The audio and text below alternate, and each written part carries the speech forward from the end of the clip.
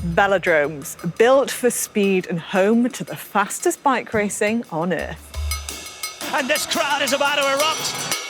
Fast riders on fast bikes wearing fast kit. The difference between winning and losing a race is often measured in fractions of a second or centimetres. Every single advantage and marginal gain counts. She goes, and stays all the way to the line.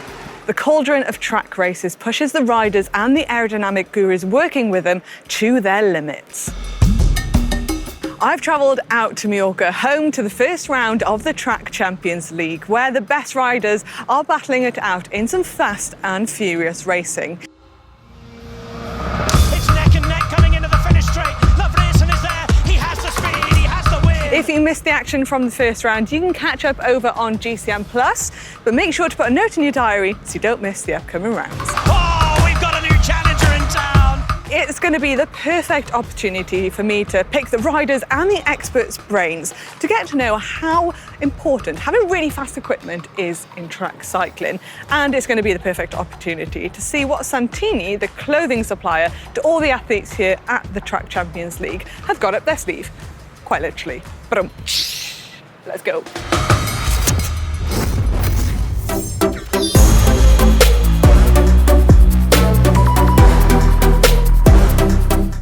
Before we get into the kit, let's have a look at how fast track racing is. Now, the best sprinters in the world, they can reach around 80 kilometres per hour. And even pursuit riders, they can reach around 60 kilometres per hour for around 4 minutes. Now, that feels fast in a car, let alone on a bike with no brakes, inches from their closest rivals. The surface of the velodrome is actually one of the main reasons that riders can go so fast. Another factor is that most modern velodromes are indoors, so there's no headwinds or crosswinds to worry about in here. In fact, the main climate concerns that the riders and the coaches have in here is with air pressure and temperature. Low pressure means lower air resistance, which helps the riders go faster, and the high temperatures in here also help.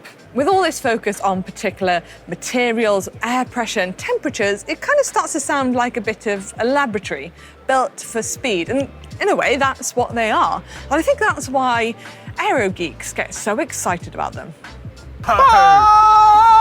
This is my aero dance! Woo! So the velodrome is almost like a wind tunnel. It's a controlled environment where people can test equipment. And having the right clothing equipment on the track is really the difference between winning and losing.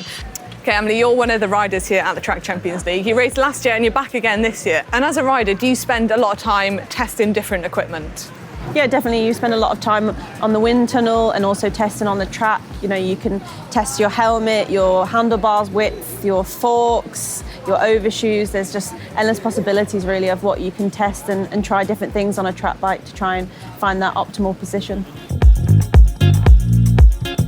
So Steve, you're one of the mechanics here at the Track Champions League. What would you say is the most important piece of equipment for going fast on the track, apart from your legs? Apart from your legs, probably the wheels. Yeah. The wheels make the one biggest difference. If you, as I tell anybody, if you're going to buy something to improve your bike, to make it that little bit faster, always the wheels and tyres. Yeah, and on the track they use a 5-spoke and a disc wheel at the back. How much difference does that combination make compared to, say, a set of spoke wheels on the track? Blimey, 15 to 20%, maybe something like that. Like a 3-spoke or a 5-spoke on the front, cuts through the air much quicker. Yeah. And then with the disc on the back, it just helps the rolling, just rolls a lot quicker, cuts the airflow, a hell of a difference. Now, often riders will have an advantage over each other because their nation has more funding to put into cycling and they can get all that fancy pants equipment. But it almost doesn't seem fair because nations with less funding in their sport will have equipment that's not as good. But for the Track Champions League, Santini have supplied all the skin suits for the riders. So the riders are kind of on a level playing field in terms of skin suits. Now, not only do these skin suits look very cool, they've actually got the riders' individual sponsors all over and their nation's colours, which I have to say, some of the nicest skin suits I've seen.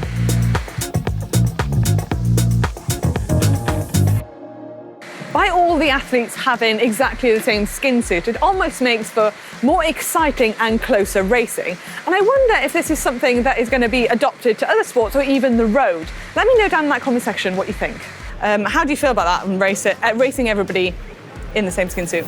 Yeah, I think it's great. We're all here in a Santini skin suit and everyone wears the same, they're made the same, they've all got the no pins pocket, so it really makes it a real level playing field, whereas normally at World Championships, Olympics, every nation develops their own skin suit, and you know that depending on how much budget a nation has, that can range between like a few hundred to thousands really. So I think it's great that in this racing there's kind of no advantages, everyone's in the same boat. So now you're probably thinking, it's only a skin suit, does it make that much of a difference? Well, when you think about it, your body creates the most aerodynamic drag when you're on the bike, so having a skin suit that's fast and having your body position in an aerodynamic position, that's actually going to make more of a difference than if you just went and purchased a fast bike.